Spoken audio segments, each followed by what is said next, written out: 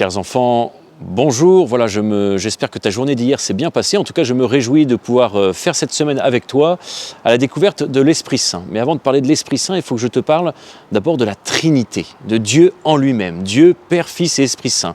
Un seul Dieu, trois personnes. Pour mieux comprendre la Trinité, il nous faut utiliser des images, parce que parfois notre intelligence, notre raison ne suffit pas pour comprendre cet immense mystère de la Trinité. La première image qui me vient en tête, c'est celle du trèfle que saint Patrick a utilisé pour évangéliser. Il prenait un trèfle avec trois feuilles en expliquant qu'il y a un seul Dieu, trois personnes, une seule plante, trois feuilles. Ou alors, nous pouvons aussi prendre l'image du triangle, trois côtés, un triangle. Ou alors, et c'est cette image-là que j'aimerais utiliser pour mieux te faire comprendre qui est l'Esprit Saint, l'image du soleil. Il n'y a qu'un seul soleil et je peux percevoir, regarder le soleil de trois façons différentes. La première façon, c'est de regarder le soleil directement avec mes yeux, mais je vois bien que mes yeux ne suffisent pas pour regarder ce soleil qui est trop puissant, trop fort. C'est comme si je regardais le Père.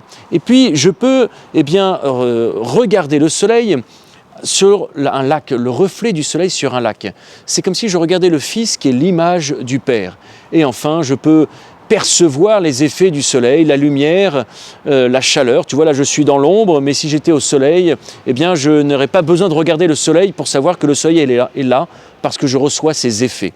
Ça, c'est l'Esprit Saint. Parce que l'Esprit Saint, je ne peux pas le voir. L'Esprit Saint, je ne peux pas le toucher. Contrairement au Christ, le Fils de Dieu, que certaines personnes ont vu avec leurs yeux, qu'ils l'ont vu sur terre, qu'ils l'ont vu aussi ressuscité. L'Esprit Saint, lui, il se révèle, il se manifeste à travers les effets qu'il produit, à travers ce qu'on appelle les 9 fruits de l'Esprit Saint qu'on verra cette semaine, dont l'amour, la bonté, la paix, la bienveillance, la maîtrise de soi, la patience, etc. Et ça, c'est les fruits de l'Esprit Saint, les effets de l'Esprit Saint. Et ces effets, ils nous sont donnés à partir des 7 dons de l'Esprit Saint. L'Esprit Saint te donne 7 cadeaux, et si tu arrives à les faire fructifier, tu verras à ce moment-là les 9 fruits de l'Esprit Saint qu'on verra cette semaine. Les 7 dons, il y a la sagesse, il y a la science, il y a la piété, il y a la crainte, il y a la force, le conseil, l'intelligence. Ces 7 dons que tu reçois le jour de ta confirmation. Quand tu seras confirmé, tu recevras ces 7 cadeaux de l'Esprit Saint. Et cet Esprit Saint, on va le découvrir petit à petit au cours de la semaine. Mais la première fois qu'il apparaît, déjà, c'est au livre de la Genèse, quand Dieu donne la vie à Adam et Ève. Et le moment le plus important où l'Esprit Saint apparaît, tout simplement, c'est le jour de la Pentecôte. 50 jours après Pâques, les disciples sont enfermés dans le cénacle par peur d'être arrêtés, par peur d'être crucifiés comme le Christ.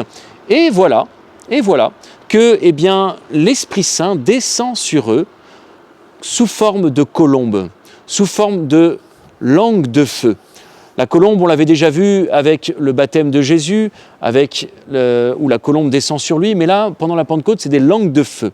Le feu qui vient à la fois réchauffer leur cœur, qui a peur de mourir, qui a peur de la mort, qui a peur de la persécution, et puis aussi le feu qui va venir purifier leur corps, purifier leur cœur, et puis le feu aussi qui vient de leur donner le feu de l'Évangile, le feu missionnaire qui fait que les disciples vont partir dans le monde entier annoncer l'Évangile en profitant des 7 dons de l'Esprit Saint et puis en faisant fructifier ces 7 dons pour vivre les 9 fruits de l'Esprit Saint. C'est ce que nous allons découvrir cette semaine à travers des petits axes d'effort, à travers aussi une intention de prière. Et chaque jour, nous te donnerons un chant pour agrémenter, pour te permettre de prier en famille ou avec tes frères et sœurs. Je te souhaite une bonne journée et je te dis à demain.